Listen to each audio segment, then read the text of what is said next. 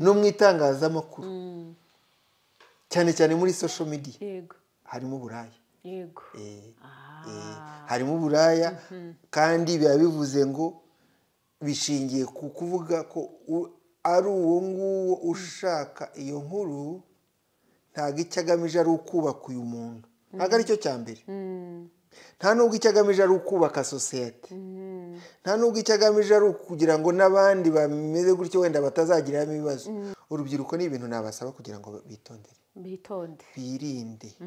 birinde babeho bagaragare barebwe bakundwe bakunde ariko bigume ari iby'i Rwanda bigume mu ndangagaciro z'iki gihugu z'umwana w'umunyarwanda ku mbuga nkoranyambaga rero twahakorera akazi tukaryoha tukaganira byubaka tukanezerwa tugasabana tukabyina tugasangira ariko tugasigara mu mirongo iri mu mbibi aho utarenga ngo ukabye bisenya kuko gutwika nicyo bivuze gutwika bivuze gukabya ushaka show ushaka kugaragara cyangwa ushaka kugaragaza bana mwitwarwa n'ibishuko byo gutwika mwibuke ko ibyo ngibyo bitemewe binyuranyije n'amategeko kandi amategeko azabahana yego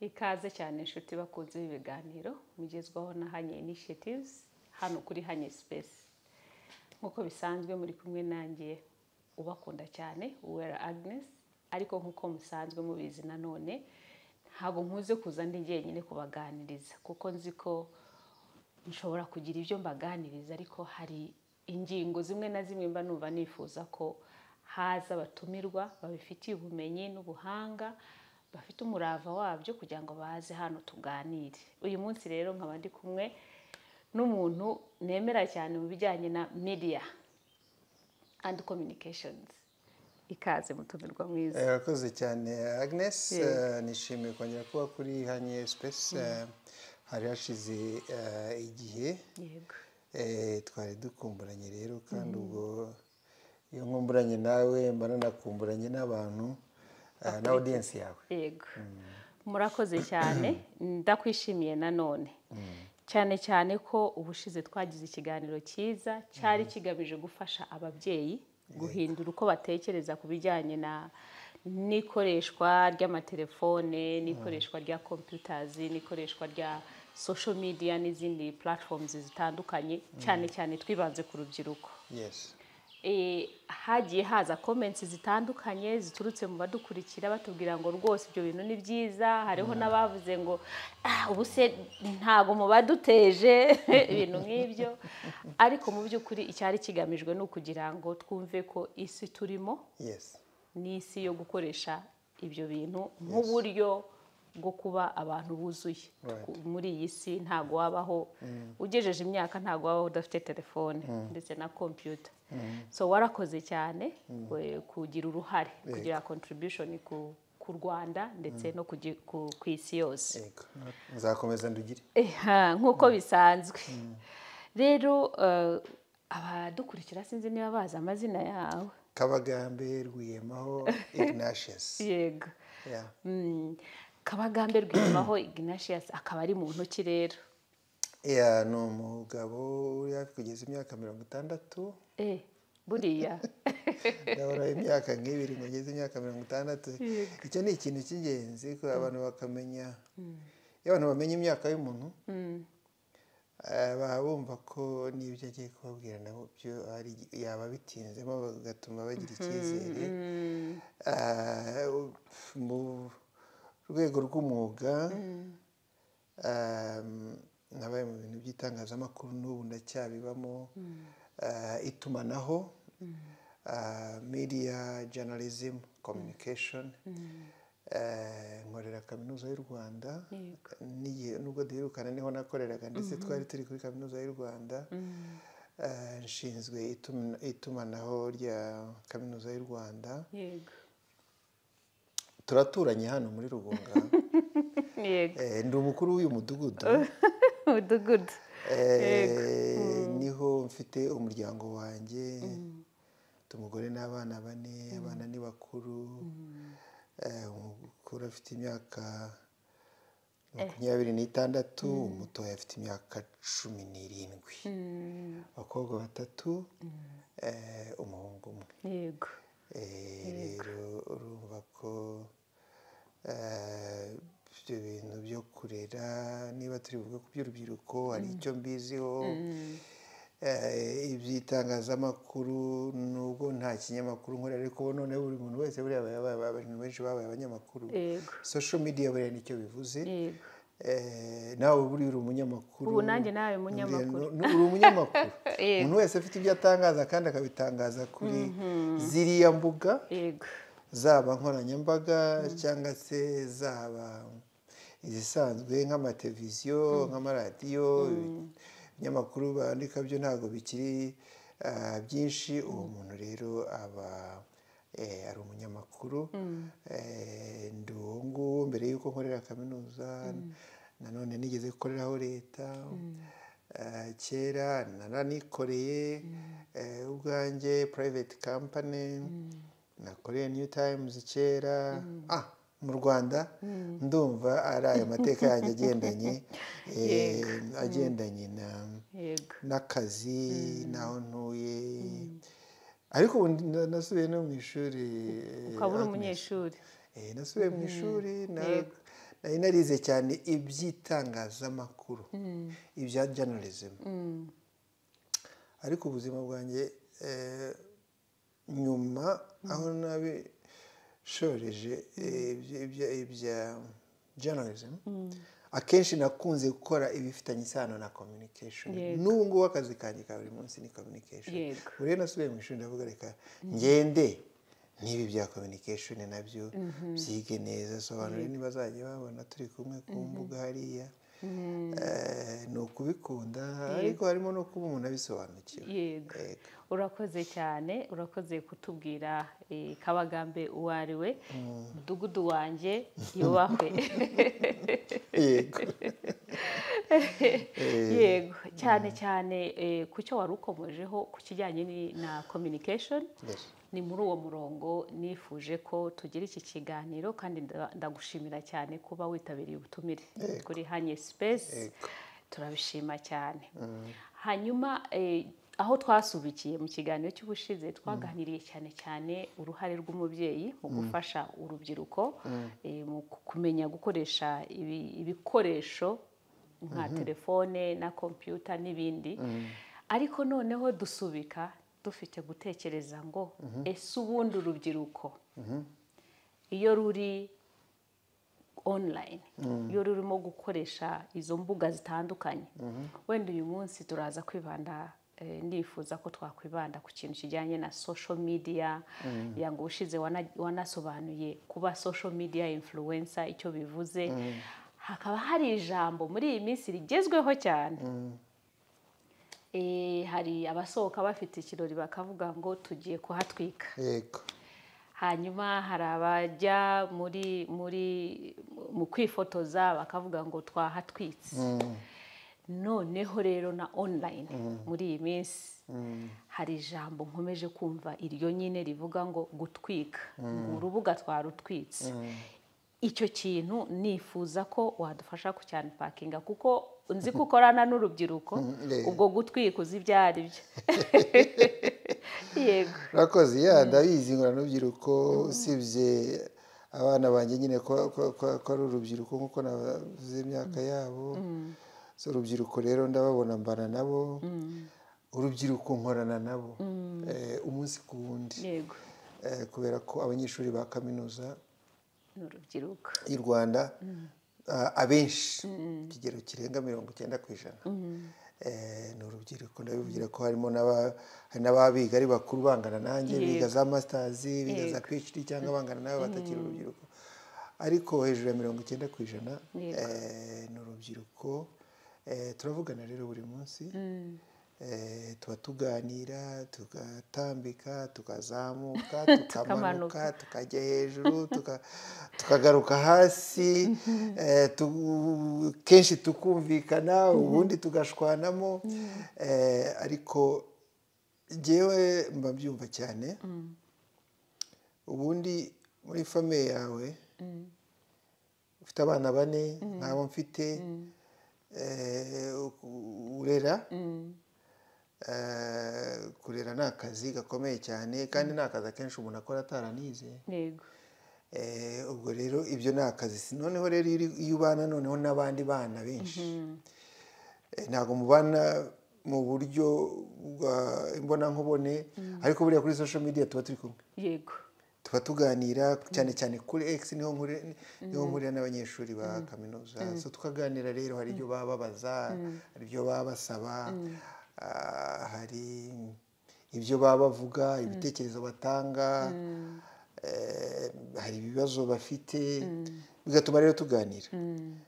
Tukaganira rero, ibyo ngibyo ni ku ruhande rw'akazi ko nkora ka University of Rwanda. Yego. Ariko mu itangazamakuru particularly kuri social media, mbaho no mu bundi buzima busanzwe. Nkurikira cyane ibya politiki, ndetse nkanabivugaho, nkanaganira, nkatanga ibitekerezo.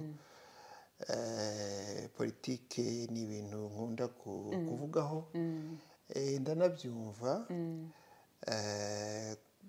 ku rwego numva runshimishije. Yego.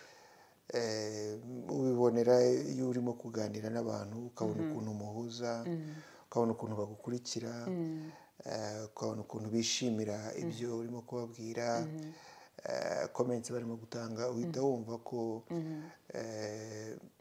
bashimye ko murimo guhuza ibitekerezo. Kubera rero guhora kuri social media, ndi muri ibyo by'akazi ka kaminuza, ndi mu by'ubuzima bw'igihugu, ubuzima bw'imiryango, ubuzima bw'imibereho muri rusange. Iyo turimo kuganira ku by'umutekano wacu nk'igihugu, umutekano wacu nk'igihugu, noneho mu karere, intambara ziri muri mu burasirazuba bwa Congo, urugendo rwa Afurika muri rusange, mu gukomeza gukiranuka n'ingoyi y'ubukene, dushaka kubaho, dushaka gutera imbere, dushaka gukomeza kugira agaciro mu ruhando rw'amahanga. Ni amahirwe mu Rwanda iyo hari uw'i Rwanda ubu biyobowemo neza, umukuru w'igihugu na guverinoma ayoboye n'umuryango w'abanyarwanda, ni ibintu bahumeka cyane, natwe iyo turimo rero tukabihumeka. Ibyo bintu rero akenshi biraganirwa hariya ku mbuga nkoranyambaga zitandukanye, kuri YouTube, kuri TikTok, kuri Twitter, ubu yaje kuba X. Ahanini naho ngaho biba binari.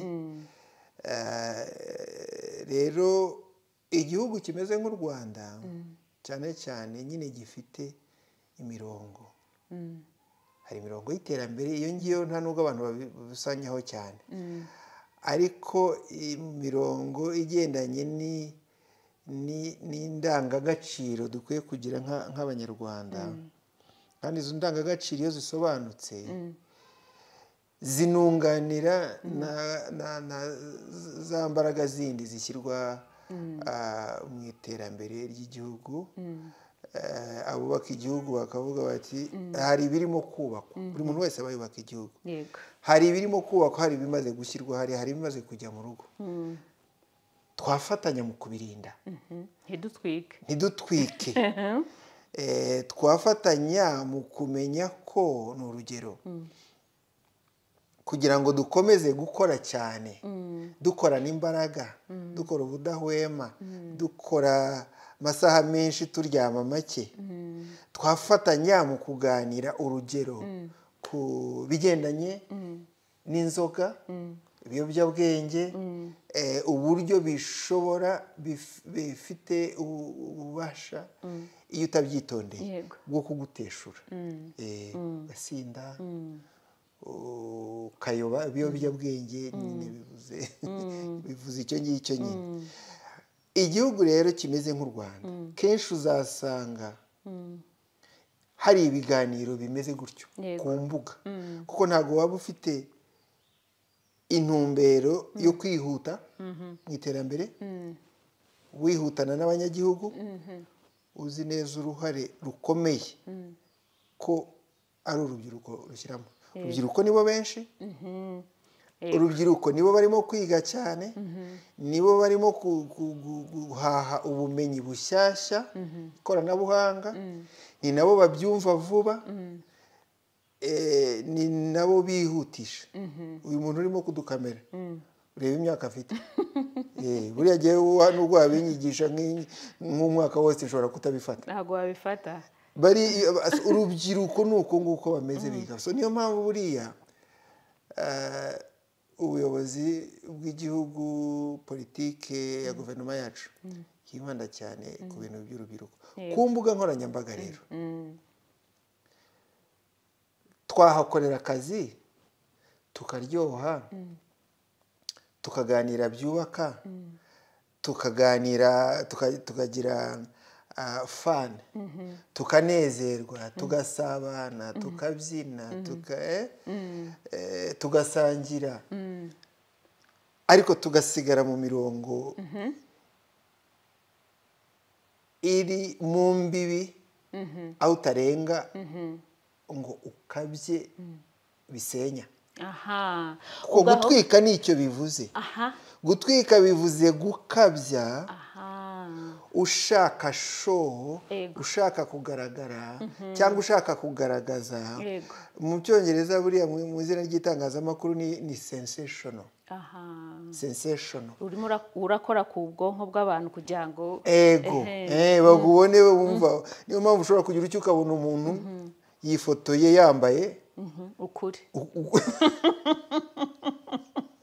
Kariya gafoto rero wambaye ukuri, kariya gafoto kariya kagarakurura cyane, kakurura ukabona abantu bashaka kuza kureba, bazanywe no kugira ngo bakurebe, barungurutse. Ni nko guhururira abantu barimo kurwana, ni nko guhururira umuntu urimo wasinze agenda gutya. Buriya gutwika nicyo ngicyo bivuze. Gutwika ni ukuvuga ngo umuntu aba arimo gushaka views, ngira ngo ni gushaka views cyangwa kwamamara. Views ni ukuvuga kurebwa, kurebwa n'abagukurikira ku mbuga nkoranyambaga, kuri YouTube, kuri Twitter, kuri TikTok. Noneho bikanagira ireme cyane kubera ko izo sosiyete zirahemba, ziraguhemba iyo urebwa cyane. Ababizi barabizi, ntabwo ari ibintu bishya. Zirahemba, ariko zihemba ari uko ukurikirwa ku rugero runaka, ari uko ukurura abantu, ukurura views ku rugero runaka. Ibyo bintu rero mu bantu cyane cyane mu bantu bakishakisha, ni nayo mpamvu bisanga mu bato cyane, mu bantu bakishakisha. Buri wese aba ashaka kugira ngo akorere amafaranga, akabona rero yamara kubona ko bishoboka ko yayakururira hariya muri views, igishuko kikazamuka, agashaka utuntu tw'udukabyo, agashaka udutwiko, agashaka ibintu bitari ukuri ariko biri butuma abantu bakanguka bakaza kureba. Ibyo ngibyo mu itangazamakuru nyine nibyo byitwa sensationalism mu magambo y'icyongereza. Buriya gutwika mu magambo y'icyongereza mu mvugo y'itangazamakuru ni sensationalism, ni tabloid journalism. Ni ukuvuga ngo no muri social media nuyita social media cyangwa citizen journalism naho habamo tabloid journalism ba bantu ubwo wabaye Uganda urugero rwiza buriya rw'igitangazamakuru abantu benshi bazi ni Red Pepper buriya is a tabloid imikorere yabo y'itangazamakuru umva ni ugukubita ibintu hariya bakabimenagura yego bakabyita amazina yabyo bakanahimba n'andi mazina y'amakabyo bakavuga ibyakabaye ibanga bakabishyira hariya wasanga umuntu aho umusanze mu nguni afite ukuntu arimo kuvugana n'undi mu buryo bwabo wenda ari umukobwa ugafotora wafotora ukabikubita hariya bigakurura abantu wasanga umuntu yarazi ko yiherereye agenda ku muhanda hanyuma akavuga ati reka niherere hirya y'inzira kubita ifoto agashyiraho hariya ku ntuza biriya that is tabloid journalism that is sensational journalism nuko nguko so no mu butwiko bwacu ni Rwanda rero birahari kuri social media abantu baratwika wenda gatoya nagira ngo numve hari ikibazo gihari muri sensational journalism hanyuma wenda noneho tuze kubihuza ni Rwanda yes hari ikibazo gihari muri sensational journalism ubundi reka tubigarure mu magambo y'Ikinyarwanda yego ibyo twavuze gutwika ni ugukabya gutwika ni ukubeshya gutwika harimo gusebanya gutwika harimo kurengera gutwika harimo kubahuka gutwika harimo kudakurikiza iby'umuco yego n'indangagaciro yego n'indangagaciro gutwika harimo gusinda yego gutwika harimo kunywa ibiyobyabwenge ukajya no mu buryo nyine buri butuma utinyuka ugatwika kuko ubundi u Rwanda mu muco warwo tuzeho twakuriye twese n'abandi bana n'abo turuta ntabwo ari igihugu gitwika yego buriya u Rwanda ni igihugu cyitonda ni igihugu ndetse usibye ko byageze aho bikavangirwa n'amateka yacu atari meza y'94 cyari cyuzuye abantu bubaha Imana yego bigenda bigaruka mu buryo iyo ngenda ndeba maze mu minsi ishize iyo ureba abantu cyane cyane urubyiruko ukabona ukuntu rukurikira ibintu by'iyobokamana watungana utari no mu bintu by'iyobokamana mu buriya buryo kuko u Rwanda n'umuryango uriyobora batoza discipline cyane yego kuko nubwo waba utari mu by'Imana wabaho ugatungana ukaba umwana wumva ukaba umwana uraje ishinga n'ibyubaka n'ibyo gukorera ifaranga n'ibyo kwiga n'iby'ikoranabuhanga n'ibyo gucuruza n'ibyo kwiyongera ubumenyi utagombye gusaragurika utagombye gutwika kuko gutwika ni ukuvuga ngo urimo gushakira views urimo gushakira attention urimo gushakira kubaho mu kurebwa urebwa ukora iki urebwa ukabya urebwa ukabya urebwa ukora iki urebwa ubeshya yego urumva ko atari ibintu byakubaka economy ntabwo urimo guhinga nturimo kurema nturimo kwigisha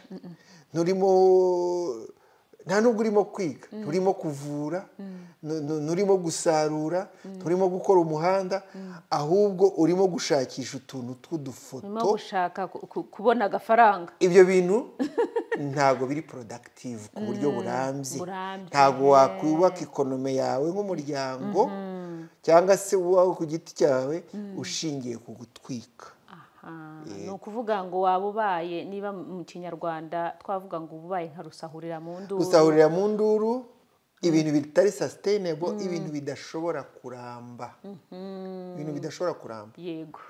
Kandi twari dukwiriye kubaka ibintu bishobora kuramba, bikatugirira umumaro, bikazagirira umumaro igihugu, of course n'abacu abadukomokaho. Ubwo urubyiruko nibyo koko bagomba gukora, ariko bagomba kureba noneho muri uko gutwika ingaruka z'igihe gito ni kirekire n'izihe. Yego. Ahubwo aho ngaho nifuzaga ko wahagaruka wenda kuba wabwira nk'abadukurikira kuri Hanye Space mu gutwika ingaruka kuri uwo muntu utwika, ku muryango we no ku gihugu zaba ari izihe. Urakoze cyane. Rero iyo uri umuntu wigize rutwitsi ugatwika udapima imipaka aho ugarukira, bikugiraho ingaruka. Yego. Amategeko araza akugonge n'abantu bo ubwabo. Ibyo bintu rero byo kugambirira gutwika, akaba ari byo ureba cyane, utareba backfire yabyo. Urubyiruko ni ibintu nabasaba kugira ngo birinde, babeho, bagaragare, barebwe, bakundwe, bakunde, ariko bigume ari iby'i Rwanda. Kandi ibyo ndabivuga mbizi kubera ko no mu Kinyarwanda hari wa mugani bavuga ngo agahugu umuco akandi uwako. Agahugu niba ari nyawavuga igihugu cyangwa agahugu katagira umuco, gataye umuco, kaba kari mu rugendo rwo kuzima. Yego. Ako se sibyo. Kuko ikintu gisobanura uwo uriwe ni umuco wawe. Yego. Buriya biriya bintu byose n'aya mategeko y'igihugu buriya aba yubakiye ku muco we. Ko byose biri rooted mu ndangagaciro z'igihugu za societe. Yego. Ni ukuvuga ngo nibyo tugenda twubaka byose biba bishingiye kubo turi bo. Yego. Umunyarwanda nyirizina. Yego. Aho yaba ari hose agaruka mu Rwanda. Niho hari imizi. Yego. Buriya rero iyo bavuga ngo bino bintu si iby'i Rwanda, niba utabyumva neza, mwana wanjye, mwana w'i Rwanda, gerageza umenye, ubaze mama, ubaze so wanyu. Hari umugani ngo utaraganiriye na se ntamenye icyo sekuru yasize avuze. Baza abantu, iyo abantu bavuga ngo ntabwo ari iby'i Rwanda, baba barimo kuvuga iki? Baba barimo kuvuga ibintu byoroshye kumva. Ntagiye no muri detail. Banze urebe u Rwanda, urebe aho turi nk'iki gihugu gito cyane, abantu bangana nabo hirya ahangaha. Urebe ukuntu ibintu bimeze, wigereranya. Urebe umutekano, urebe isuku, urebe ikoranabuhanga, urebe internet, urebe ibibuga, urebe aeroport, urebe imihanda, urebe indabo, urebe imibanire, urebe abazi Rwanda. Yego. Nico bavuga uraza gusanga igituma ibyo bintu kandi ari n'ikimenyetso cy'iterambere ririmo kwihuta, nuko dufite umwihariko nk'igihugu. Buriya byose bifite aho bihurira n'umuco wacu, bifite aho bihurira cyane no kumvira abatuyobora, tukabakurikira bakatuyobora neza, nabo bakatuganisha heza. Iyo ushatse gutandukana nabyo, ugashaka gutana, buriya nibyo ribi ihorizamo ikavuga iti ibyo bintu ntabwo byemewe, ibitubaka ntabwo byemewe. Amategeko arabagonga. Bana mwitwarwa n'ibishuko byo gutwika, mwibuke ko ibyo ngibyo bitemewe, binyuranyije n'amategeko, kandi amategeko azabahana. Yego. Urakoze cyane. Ni ukuvuga ngo ubivuze nk'umupapa, kandi watangiye utubwira n'imyaka. Mu Kinyarwanda nanone baravuga ngo buri ruvi hari icyo ruvuze. Ni ukuvuga ngo hari experience ubifitemo nk'umubyeyi, ariko jya urabona ko nta mvi mfite. Nta mvi, ndabona kamwe. Ndazifite ahubwo hari igihe zigeraho zikabura, hari season zigeraho zikabura. Muri minsi hari n'ibintu byitwa umuti none ubwo- umuti se Yego, ni byiza cyane. kugira ngo uganire n'urubyiruko nta nyine baba bashaka kugira ngo uri umusaza ariko kandi mwanagendana mukavugana iby'urubyiruko. yego yego. Urakoze cyane kuko utuganirije mu by'ukuri iby'umwana w'u Rwanda ibyo yakagombye gukora. Yego. Nibyo koko umuntu ashobora kuba famous ariko hari akantu ashakaga kongeraho. Ngakuye ku kiganiro nakoranye n'undi muntu aratubwira ngo buriya biravuna cyane cyangwa bishobora no koroha kuri bamwe kuba famous, Yes. kumenyekana Yes. bishobora kukubera kuba inzira yoroshye Yego. kubigeraho. Yego. Ariko kandi aravuga ngo iyo ubaye famous bitewe n'icyo ubaye famous muri cyo, Yego. niba ubaye famous mu gutwika Yego. bishobora kukuvuna cyane Yego. kuzabyikura, mbese ibyo bintu guhinduka Yego. ngo ubwire sosiyete uti narahindutse. Yego. Hanyuma arongera aravuga ati buriya kuba famous mu buryo wenda buri positive, urakoze witeje imbere ubaye famous bishobora kukuvuna, ariko arongera aravuga ati buriya kubirinda kugira ngo ukomeze ube famous biravuna kuruta Cyane. kubigeraho. Ibyo ni Ubwo rero ushaka gutwika mu buryo buri negative ajya azirikana Yego. yuko kugira ngo uzabihindure sosiyete yacu nyarwanda Yes. iri closed, Yes. ntabwo ari nini cyane. Yego. Burya ushobora gutwika ku rubuga ariko wajya ahantu abantu bicaye ukabona abantu barakwitaza kuko bazi kutwika nabi. Hanyuma kuba famous nabyo ku rubyiruko, kuvuga ngo ku rubyiruko rushaka gutwika, reka mvuge mu buryo buri positive, kubaka nibamara kubigeraho nabo bajye bazirikana ngo kubigeraho biravuna ariko no kubirinda biravuna. Ubwo ndimo gushaka kuzanamo ka aspect ko kuvuga ngo ubigezeho ntazirare. Ahubwo hari n'ikindi kigendanye n'ibyo uvuga kandi ibyo ni byo 100%. Ubigezeho ntazirare. Cyambere kugenda kubigeraho ni igihe. Buriya nta fame ihitiza uwo mwanya. Ni gake cyane. Yego. Ubundi fame urayubaka. Yego. Yego. Ikagenda ikura. Nkuko wabivuze. Kuyigumamo. Byo biranagoye cyane. Yego. Ugomba guhora wubaka ushakisha ibishya ari nta cyangirika. Ikindi rero gifitanye isano n'ibyo nuko ya fame ushobora kuba warubakiye imyaka 10 birashoboka ko wayisenya mu isaha imwe, mu masegonda ikabira senyutse. Kandi uko wayisenya mu isegonda rimwe ntabwo ariko wakongera kuyubaka no mu mwaka umwe. Nibibaho, bizagusaba ya myaka, bishobora no kutongera kugera hahandi aho byari byarageze. Niyo mpamvu rero iyo urimo kubyubaka ucungana cyane no kugira ngo udatwarwa, yego, ukarengwa, ukibagirwa, yego, ukararama, yego, ukarangara. Kuko ni nacyo kiranga iby'u Rwanda. U Rwanda ntabwo ndarubona rurangaye. Ntabwo ndarubona rurangaye. Abaruyobora bubahwe. Urugendo rw'imyaka 31 utarabona hari ahantu twarangaye nk'igihugu bigasubira inyuma bikatugora kongera kuzamura. Iyo ubirebye rero iby'u Rwanda n'abana bacu n'ibyo ngibyo baba bakwiye kureberaho. yego, Discipline, isuku igira isoko. yego, Na discipline tuba turimo kuvuga dufite n'abayiturusha. yego, Kandi iki gihugu niko kiyobowe. Niko kiyobowe. yego, Rero kureba uko kiyobowe ukareba abakiyobora ugakopera. Ibintu byiza cyane byaragirira akamaro buri muntu wese.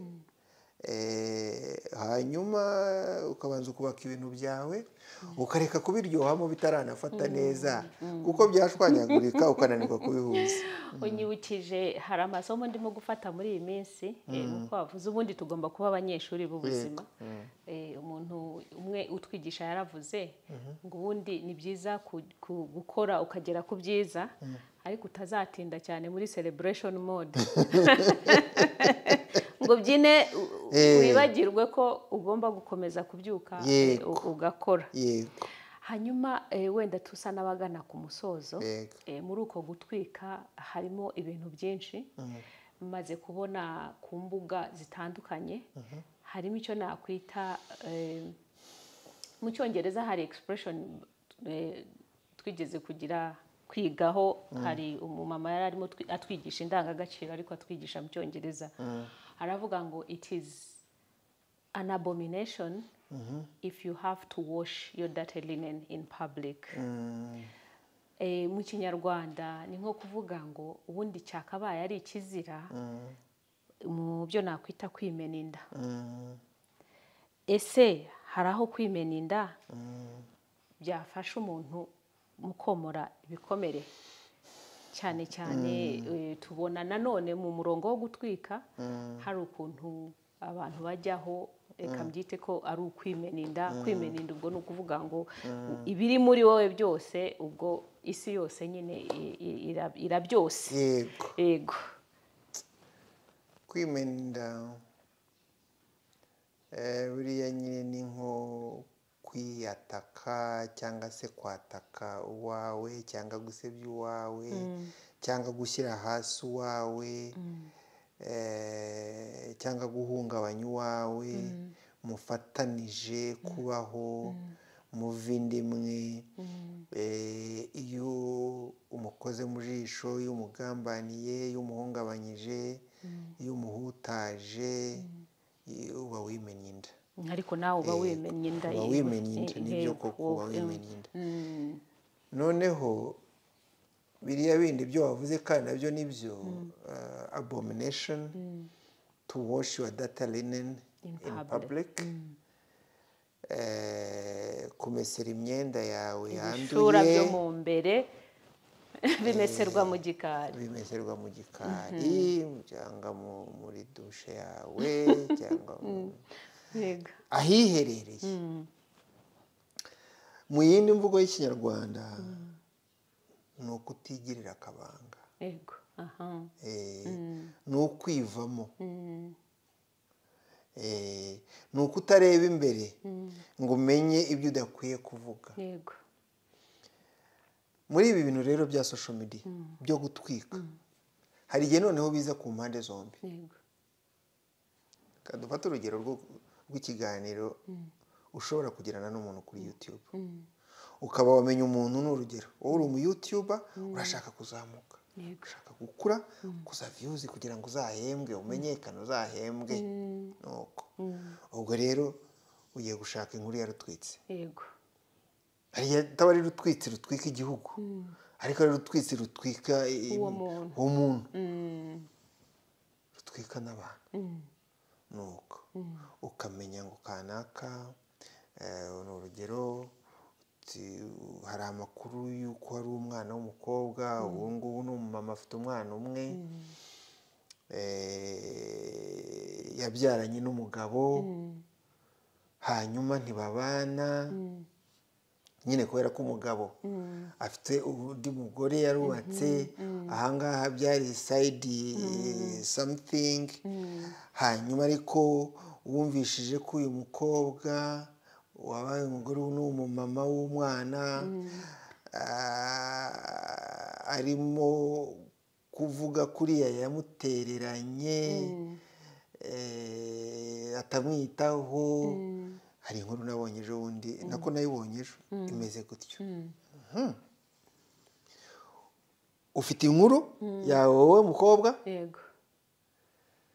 Noneho uwo nguwo ni nk'umuhigo. Yego. Noneho umu YouTuber nawe arimo kureba iyo nkuru we ni umuhigi. Yego. Uzi neza ko naguha iyo nkuru ukayikubita hariya biraba kimomo. Urazi ukuntu abanyarwanda buriya cya gihugu wavuze kimeze gutya gikunze kwifata kiyowe. Iyo hari ibituritse bikajya hanze bijya muri aho hose buri nguni. Ibyo ngibyo ni ukuvuga ngo umuryango witonda iyo hari ibyabo byagiye hanze by'ibisazi birarebwa cyane. Abantu baravuga bati bariya se nabo noneho nuko nguko byabaye, katujye kureba buriya se byaba ari ntabwo mbyumva. Iby'i Rwanda rero nuko bimeze. kubera ko u Rwanda ubusanzwe ruzwi rubayeho rwitonda, iyo habayemo ukubise ibintu hanze hariya ku muhanda hagati abantu baza kubireba birukanka. ni uko nguko rero bigenda. Umuyutuber rero we yamaze kugushyira muri tageti, arishakira inkuru. Akenshi nta nubwo aba agamije kugira ngo akurengere akuvuganire noneho bigufashe wari warakwihoreye warakwirengagije akugarukire. Ntabwo ariyo misiyo yabo yibanze. Aha ni baba bashaka kugira ngo bagurishe inkuru izane za views. Ariko hari igihe biborohera kuba babyita biriya bindi. Ubwo rero yamaze kugushyira muri tageti mukavugana. Arashaka gucuruza inkuru ngo abone views. Ariko nawe ntabwo uri buyimuhera ubuntu. Eka urumva tayero already n'ubundi urimo kuvuga ko utabayeho neza ko watereranywe. Niba guha 1,100 na 50 barayafata. Inkuru ndayitanga. Urayitanga. Kandi urayitanga imeze nk'uko mu YouTube ashaka. Bukede. Kuko gatari komfufu. Urumva? Kugira ngo ayishyurire ugomba kuyitanga mu byumvikanaho mbere. Ibyo uri buvuge n'ukuri buvuge amazina uri bubyite kugira ngo byariye. Ukavuga wa mugabo, ukavuga aho atuye, ukavuga amazina ye, ukavuga umuryango we, ukabikubita hariya byose ukabishyira hariya. Ariko nawe ubwo umushyize hariya, nushaka uvuge ngo uwo ngo wenda ntacyo akubwiye, nawe ukivuga n'inshuro mwajyanye, inda wakuyemo, byose ukabivuga ukabishyira hariya, aho mwazikuriyemo, aho mwajyaga mujya. Umva urumva iyo nkuru idatwika irotsa, ariko iba yishyuriwe. Kubera ko bakwishyuye rero nawe ugomba kwihangura nyine bakareba aho bashaka mu rwego rw'inkuru. Njyewe reka mubyite gutya, bene izo nkuru ni nko gukora uburaya, ni nko kwishyurirwa gukora imibonano. Ntawe utayikorana nawe, ntawe utayikorera, babaye baguhaye amafaranga waciye. Ni uko nguko rero bimeze no mu itangazamakuru, cyane cyane muri social media harimo uburaya.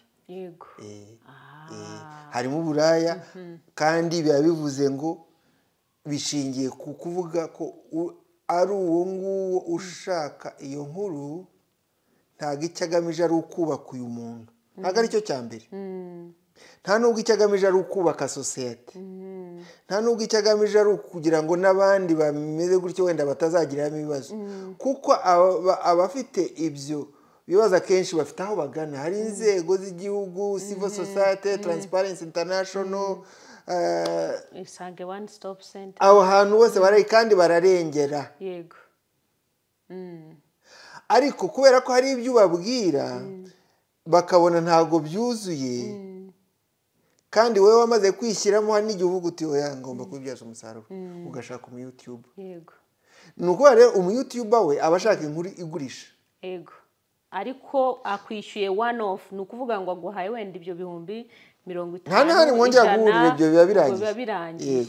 Noneho wowe ugurishije iyo nkuru izakomeza.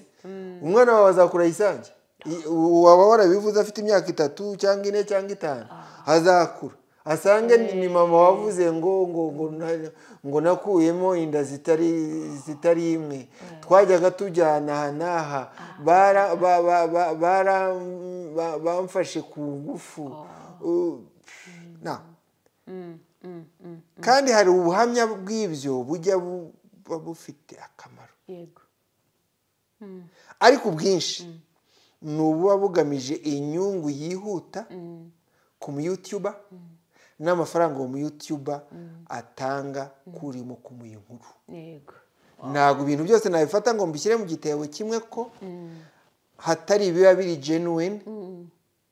Ariko igihe byakozwe n'aba banyamakuru batazwi, aba batazwi ujya ubona ugasanga bakoze ibyo akenshi baba bashaka kuzamura viewership yabo ngo babicuruze kandi they are taking advantage of your situation bakaguha 100 cyangwa 200 cyangwa 50 ugasiga ibintu byawe bigasigara byanditse kuri internet ubuzima bwawe bwose warakuyemo 100 gusa. Urakoze cyane gusobanura ibyo bintu wenda tugana nanone turimo turagana ku musozo tujya inama gihe najya rero ku muntu ushaka gutanga inkuru ni ukujya asuzuma akareba ibintu by'igihe kirekire kuko iyo turebye iby'igihe gito ibyo 100,000 nibyo ariko kureba ngo ingaruka kuko nk'u Rwanda nk'igihugu rurimo gusana ibintu byinshi ariko mu bintu bimwe u Rwanda rurimo gusana harimo gusana amarangamutima y'abantu. Rero niba u Rwanda rumaze igihe rurimo gusana ayo marangamutima kandi noneho hakaba haje indi wave yo kugira ngo hatezwe ibindi bibazo bizaza mu minsi iri imbere, uwo mwana w'imyaka 3 nageza 15 akabona ibyo bintu hazaza indi wave y'amarangamutima akomeretse kuko wa mwana aravuga ati okay ndabizi wenda navutse muri ubu buryo ariko noneho isi yose irabibona. Buryo uwo mwana iyo agenda mu nzira yumva ameze nk'umuntu wambaye ubusa. So ni ukuvuga ngo tubwire ababyeyi, tubwire abapapa, tubwire abana nibyo kuvuga inkuru yawe nibyo ariko urebe ngo urayivugira ahantu hakwiriye.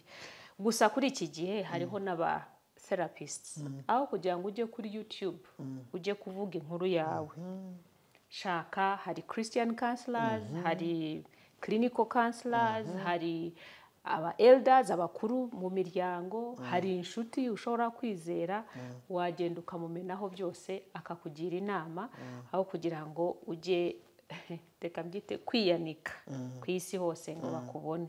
Genda uva ariyo nama najya ariko nagira ngo wenda mu gihe urimo gukonkludinga nawe ugira inama duhereye kuri cya cyiciro cyo gutwika cya mbere hanyuma n'icyo cyiciro cyo gutwika cya kabiri. Murakoze. Urakoze. Abantu bakora biriya ibi ngibi byo twavugaga mu kanya uko gutwika kwa kabiri bavugaga ntago bajya kubijyamo bagiriwe inama n'abantu b'abanyabwenge bareba kure. Bigira inama akenshi banoshywa n'abo bashaka iyo nkuru. Noneho ashobora kugira uwo yabaza ariko nta muntu wabaza nyina ni urugero ngo amubwire ngo agende ubikore ahubwo ureza n'inama z'abo bangana bahuje bameze kimwe. Ntabwo rero baba bashishoje ntabwo baba barebye kure baba bashaka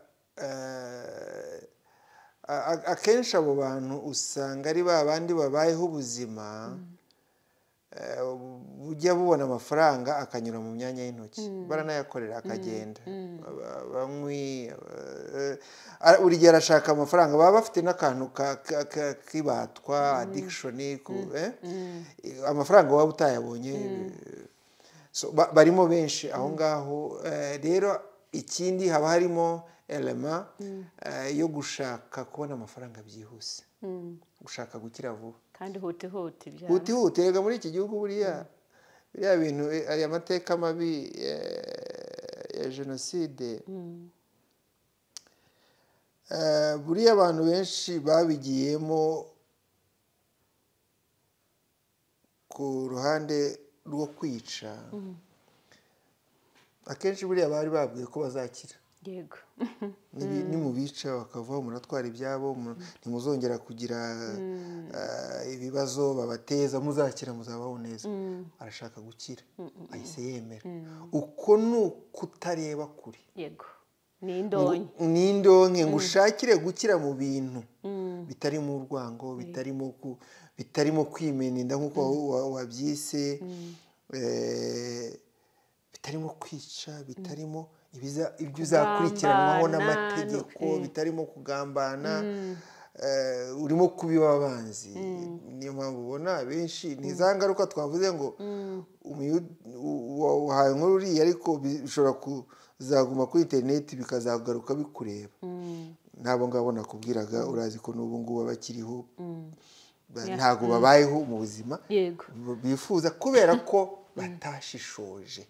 Gushishoza rero ni ikintu gikomeye cyane no muri aka kazi ko gutanga amakuru yawe y'undi muntu cyangwa se wowe uyatara nawe ubwawe. Kureba kure ni byiza, uramushutse ariko nawe bizarangira nawe umenyekanye ko ari wowe wamushutse. Nibyo nakubwiraga, abakoze jenoside abayikoze barabibajijwe, ndetse ababibajijwe cyane ni ababoheje. Ibyo ngibyo ni kuri abo ngabo bashaka ibyihuse badashishoje. Binafitanye isano rero ya bugufi nka bya bindi byo wise gutwika kwa mbere, ushaka kugaragara nanone urashaka views. Bifitanye isano cyane. Nuko ibyo ngibyo noneho byo bikorwa na benshi. Ntabwo ari ngombwa ngo ube ufite YouTube channel, uba ufite account yawe ya TikTok cyangwa se ufite account yawe ya Twitter, ugahora ushaka gushyiraho ibintu. Ukaba umwana w'umukobwa, oh my god, ukavuga uti, ukazana icupa rya noza rya Amstel ukavuga ngo naryo ngo naryo riri hariya ngo abantu barabizi ibyo, sinshaka kubisubira. Uriya muntu yari muzima. Ukataka uriya umuntu akurikiwe n'igihugu, wowe uravuze uti ngiye kwitambika.